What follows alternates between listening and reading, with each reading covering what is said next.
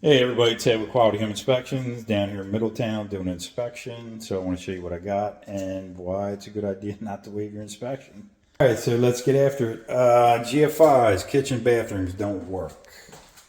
In the electrical panel, I'm not going to pull the panel, but it says all in the report.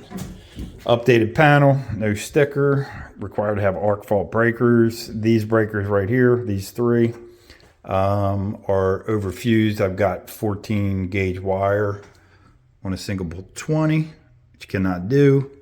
And then I've got more electrical stuff. Sorry for the quick pan there. This is all the nonsense for the electrical. That's all live and hot. That line right there goes up and over to the water heater. So, which I'm going to do a water heater video next. On this house. So, long story short, don't waive your inspection. I mean, you can see all the stuff we're finding. And this is a flip property.